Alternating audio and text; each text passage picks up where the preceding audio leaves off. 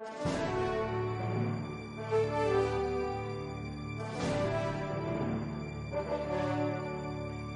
was a time of great and exulting excitement. The country was up in arms. The war was on. In every breast burned the holy fire of patriotism. The drums were beating, the bands playing, the toy pistols popping, the bunched firecrackers hissing and spluttering.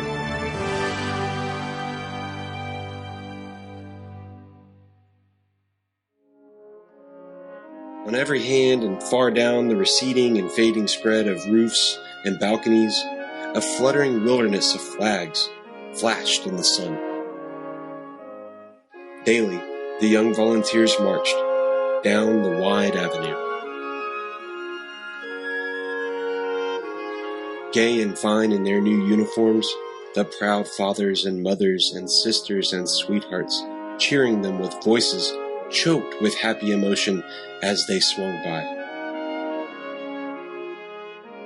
Nightly they packed mass meetings, listened, panted, to patriot oratory, which stirred the deepest deeps of their hearts, and which they interrupted at briefest intervals with cyclones of applause, the tears running down their cheeks the while.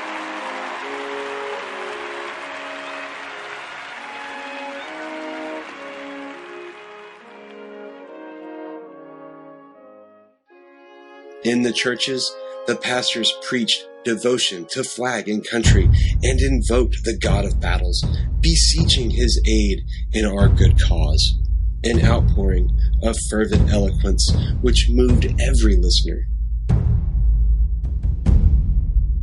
It was indeed a glad and gracious time, and the half-dozen rash spirits that ventured to disapprove of the war and cast a doubt upon its righteousness straightway got such a stern and angry warning that for their personal safety's sake, they quickly shrank out of sight and offended no more in that way.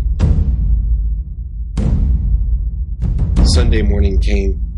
Next day, the battalions would leave for the front. The church was filled. The volunteers were there, their young faces alight with martial dreams.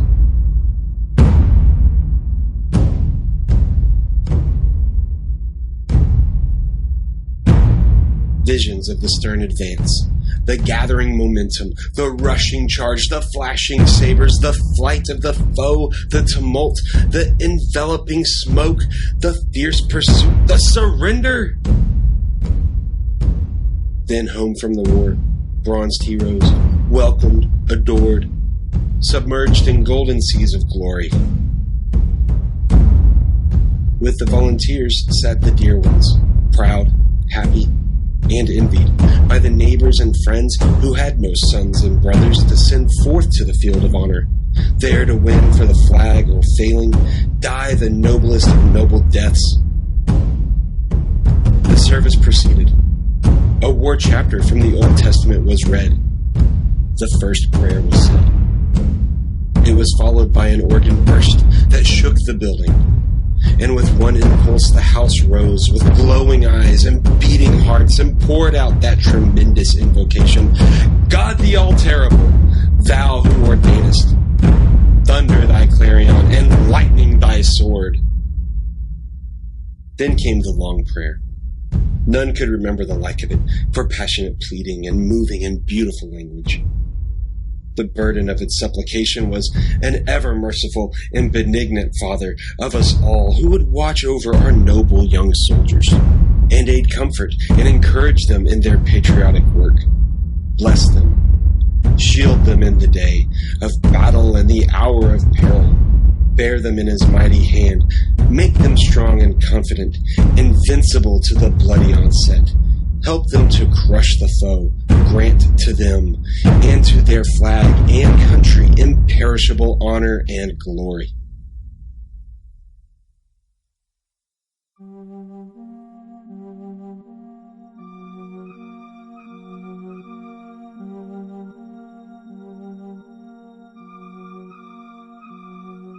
An aged stranger entered and moved with slow and noiseless steps up the main aisle. his eyes fixed upon the minister, his long body clothed in a robe that reached to his feet, his head bare, his white hair descending. In a frothy cataract to his shoulders, his seamy face unnaturally pale, pale even to ghastliness. With all eyes following him and wondering, he made his silent way. Without pausing, he ascended to the preacher's side and stood there waiting. With shut lids, the preacher, unconscious of his presence, continued his moving prayer, and at last finished it with the words, uttered in fervent appeal, "Bless our arms. Grant us the victory, O Lord our God, Father and Protector of our land and flag." The stranger touched his arm, motioned him to step aside, which the startled minister did, and took his place. During some moments he surveyed the spellbound audience with solemn eyes in which burned an uncanny light. Then in a deep voice he said, "I come from the throne, bearing a message from Almighty God." The words smote the house with a shock.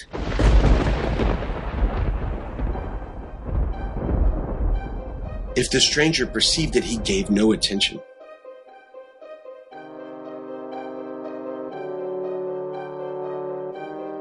"He has heard the prayer of his servant your shepherd, and will grant it, if such shall be your desire."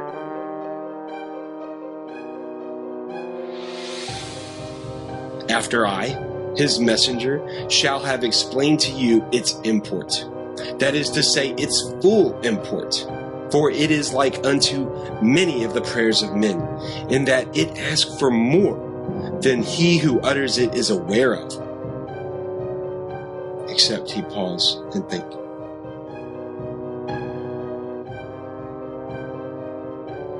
God's servant and yours has prayed this prayer.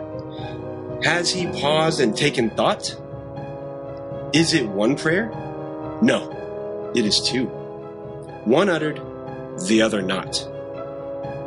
Both have reached the ear of him who heareth all supplications, the spoken and the unspoken. Ponder this. Keep it in mind. If you would beseech a blessing upon yourself, beware, lest, without intent, you invoke a curse upon a neighbor at the same time. If you pray for the blessing of rain upon your crop which needs it, by that act you are possibly praying for a curse upon some neighbor's crop which may not need the rain and can be injured by it.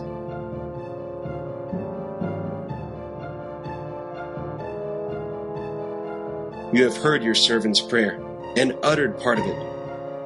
I am commissioned of God to put into words the other part of it, that part which the pastor, and also in your hearts, fervently prayed silently, and ignorantly, and unthinkingly.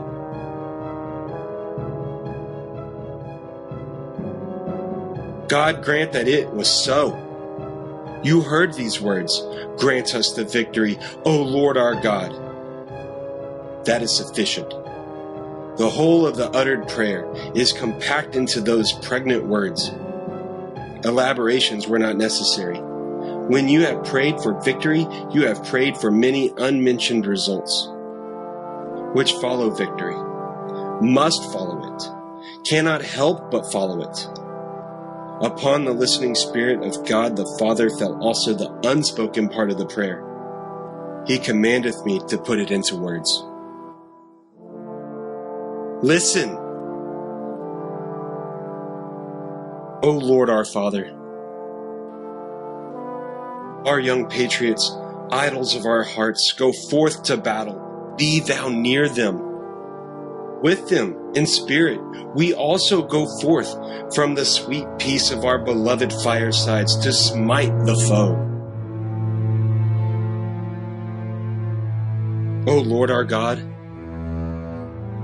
help us to tear their soldiers to bloody shreds with our shells. Help us to cover their smiling fields with the pale forms of their patriot dead.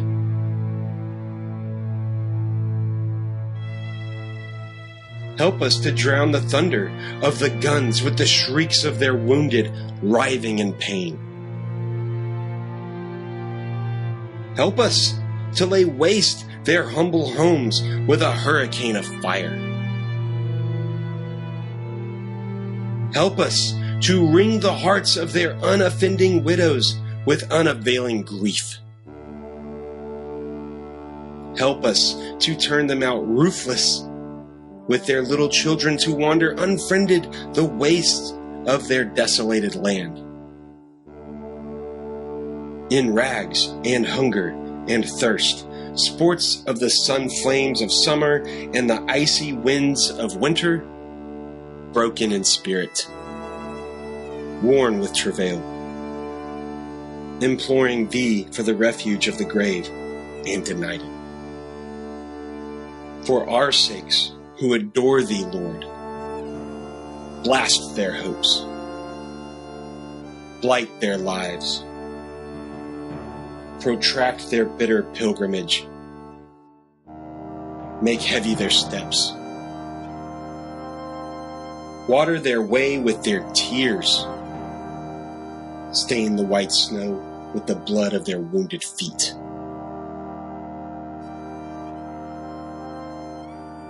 We ask it in the spirit of love, of Him who is the source of love, and who is the ever faithful refuge and friend of all that are sore beset, and seek His aid with humble and contrite hearts. Amen.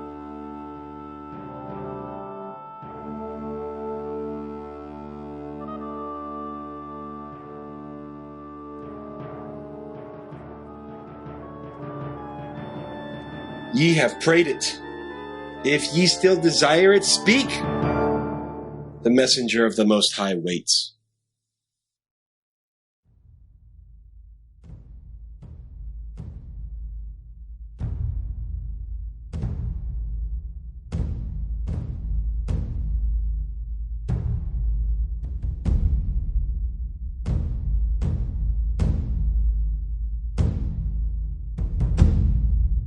It was believed afterward that the man was a lunatic, because there was no sense in what he said.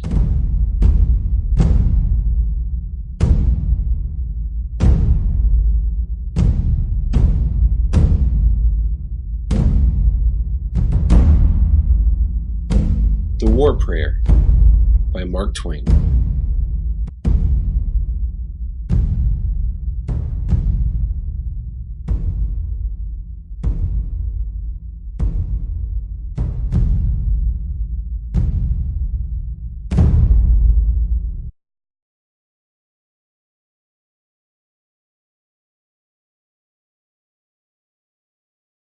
The Anarcho-Christian Podcast, evaluating the relationship between the Christian and the state. Give us a king to rule us when you're gone. His life's work had been to help the people understand it's not the role of a man to rule over other men.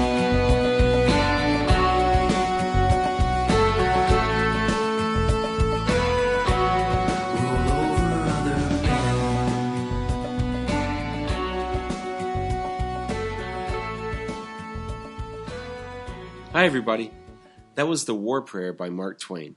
I'll have it posted on YouTube separated from the episode, in case you'd like to share it around. I'll also have it posted to the blog in case you'd like to read along. As you might have noticed, it's a scathing review of the civil religion's usurping of the Christian name. So scathing that Mark Twain didn't even want it published until after he died.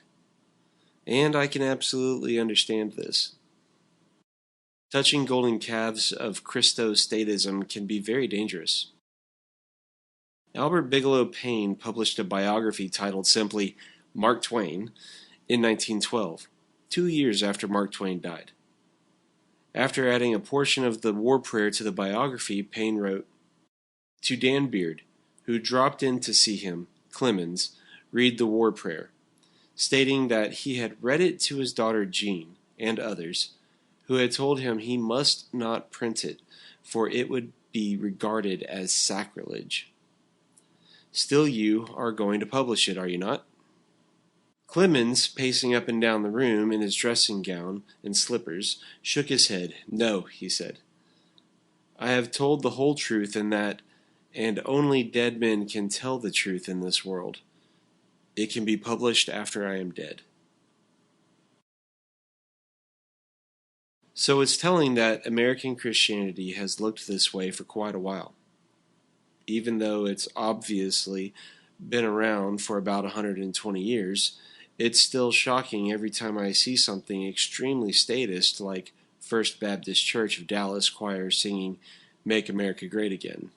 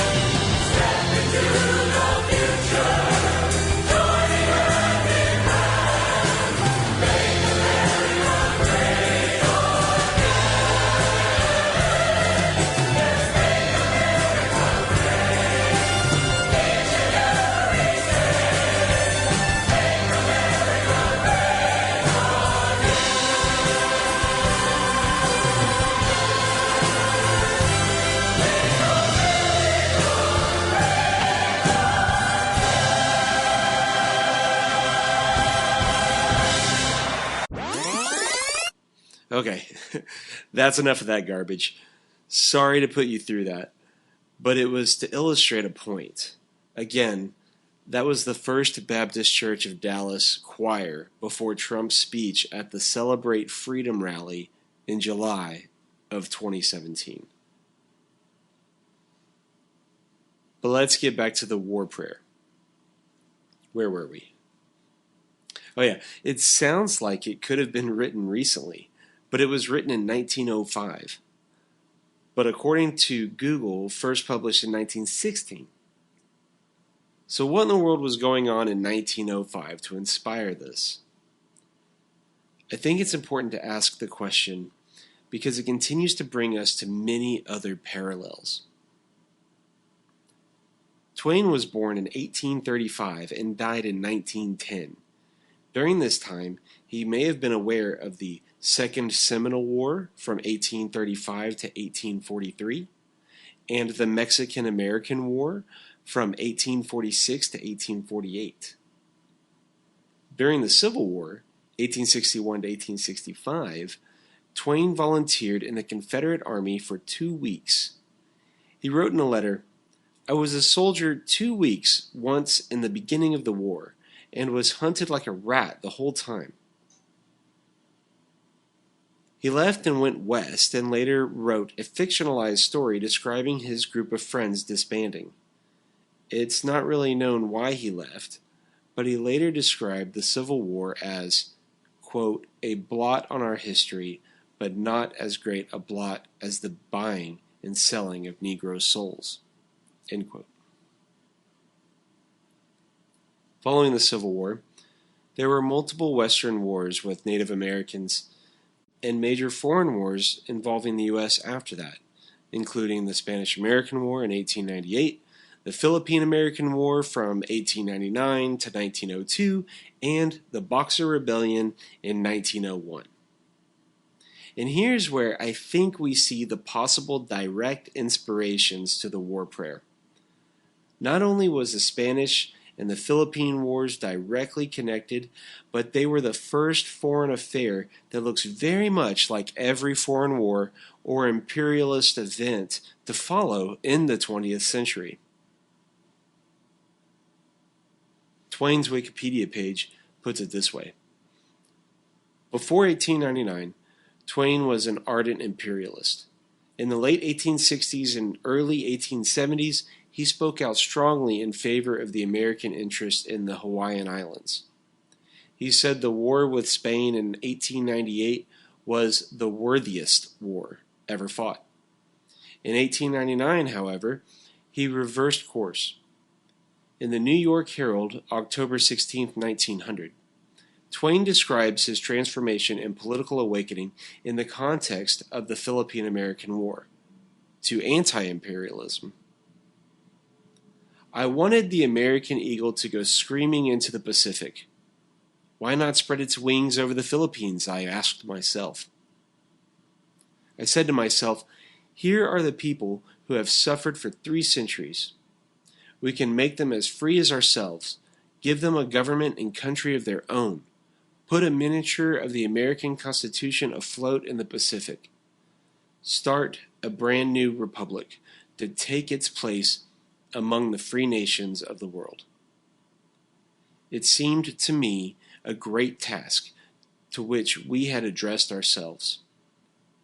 But I have thought some more since then, and I have read carefully the Treaty of Paris, which ended the Spanish-American War, and I have seen that we do not intend to free, but to subjugate the people of the Philippines. We have gone there to conquer, not to redeem.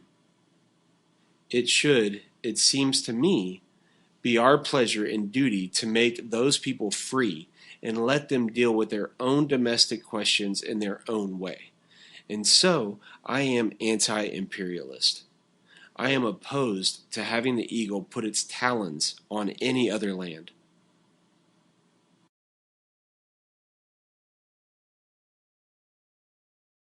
So, what was the Spanish-American War, and what does the Philippines have to do with it? The Spanish-American War started in April of 1891 and lasted into August. That's only 10 weeks. Warmongering psychopath Theodore Roosevelt called it a splendid little war. Twain didn't have many positive remarks, calling Roosevelt insane and irresponsible. See, there are a few things that might be revisionist for you in this episode if you hadn't heard this side of history before. People love Theodore Roosevelt today. He's the epitome of manliness. But when you cut through the century of mythology that's built up around him, you will find someone that wanted war so badly he would make all manner of threats to achieve it, and even giddy over, in his words, killing a Spaniard with my own hand, like a jackrabbit. See, Roosevelt loved war. He loved the thrill of it, just like the thrill of the safaris that he's famous for taking. But this is what it looks like when human life has less value than your adrenaline rush, your pride, and your ego. So, the Spanish-American War kicked off after a dubious explosion of the USS Maine. It's likely that the explosion was an accident due to the ship's powder magazine being constructed so close to a furnace. But nevertheless, men that wanted war and had been pushing for one used it for that. It's the tried and true phrase, never let a crisis go to waste. Keep in mind that this was a few decades after the Civil War, too. The country had seen the biggest shakeup since its founding, and this was an opportunity for professional generals that served on both sides of the Civil War to shine. In fact, 4 Confederate generals served in this war, marking this as a unifying moment that no doubt was more powerful than the Southern surrender. It's no surprise if the civil religion of the Civil War made a lasting impression on people. That sort of emotion doesn't just fade once the musket smoke clears. Now we had another war to channel that patriotism and that nationalism. Now the nation, North and South, could feel like one unified, blessed, and holy nation. A house not divided. I'll stop here and mention that I was fortunate to do an episode with Professor CJ of the Dangerous History podcast about the Civil War, and 4 books that are basically required reading on the war and some of the themes of the civil religion. It was episode 28, and I will have a link in the show notes in case you missed it. But getting back to the war, again, a dubious start to the war, not unlike many things we've seen today. The explosion of the USS Maine off the coast of Cuba apparently could only have been from the Spanish. So, "Remember the Maine" became the war cry, and the U.S. soldiers obliterated the Spanish fleets throughout their empire. One place that Spain held with an ugly iron grip was the Philippines. They were even in the middle of a revolution from the natives when the U.S. came around to avenge the Maine, and therefore liberate the Filipinos. The irony being, though, when the U.S. beat back the Spanish from the islands, the natives didn't want to be under the U.S. rule either. But liberation doesn't look much like independence under the blossoming American empire, and the U.S. took possession of the Philippines from the Spanish. The Philippine Republic then declared war on the U.S. in 1899. The U.S. was now getting mired into a bloodier and bloodier struggle in Southeast Asia, fighting the inhabitants on their own land. Sound weirdly familiar? Since this whole thing started with Twain, I think it's now very appropriate to mention that he is attributed with the quote, "History doesn't repeat itself, but it does rhyme." And in this case, the rhyme is gruesome. The same gruesome stories you hear from the Vietnamese and the U.S. soldiers in the Vietnam War are hauntingly familiar to a student of the American-Philippine War. The war for U.S. control over the Philippines, and referred to by the then U.S. President McKinley as a benevolent assimilation, resulted in 200,000 Filipino civilian deaths due to fighting, famine, and disease. I mean, just let that term linger. Benevolent assimilation. Let it linger as we consider the documented torture, concentration camps, and deliberate leveling of villages done to the Filipinos. Of course, the brutality was shown on both sides, and this is the rhyme of imperialism. From the western expansion of the United States to Southeast Asia to the Middle East. So I hope this lets you in on what Mark Twain witnessed as he penned this poem. This might come as a shock to us today if you weren't aware of any of this, but Twain was no doubt aware as the stories made their way back to the United States. And so think about it. These are the things that were happening and being reported back as Twain saw these rallies and church support from the pulpit and the devastating brutality administered to the enemy that had the nerve to throw off oppression on their land from the new 20th century empire. So, read it, listen to it again, with all of this in mind, that this is what was happening. This wasn't a scenario just kind of dreamed up out of nowhere by Mark Twain. There's some history involved here, and I think it's really important that we understand that, and this poem doesn't just get lost to the library. So I hope I gave you some good stuff to think on. Let me know on Facebook or Twitter or the website. Let me know if you learned anything new. Let me know if you think I left anything out. Don't forget to subscribe to the Anarcho-Christian podcast on whatever podcast you're using. If you're not sure where to find us, visit anarchochristian.com/subscribe. There you'll find links to subscribe to the podcast on iTunes, Stitcher, Android, Google Play, and YouTube. If you're enjoying the podcast, please consider letting us know by leaving a 5-star rating and review on iTunes or wherever you catch the episodes. Also, like and share the episode on Facebook or the other social media sites. You can also support the show with a monthly donation through Patreon. Visit the support tab on anarchochristian.com. That will take you to our Patreon page, where you'll find a few ways that you can support us. So I guess that's it for today. Grace and peace. No king but Christ. He cried out to God, won't you help them to believe? This power is illusion, the need to rule is greed. Your love and your light is really all they need.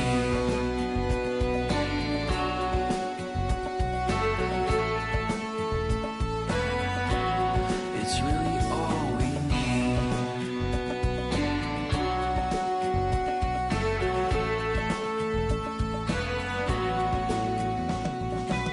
Thank you for listening to the Anarcho-Christian Podcast. Subscribe to our email notifications at anarchochristian.com, like us on facebook.com/anarchochristian, and follow us on Twitter at anarchoxp.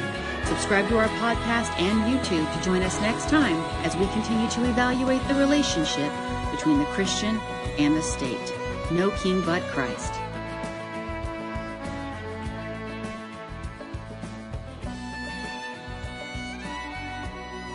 This has been a Pax Libertas Productions podcast.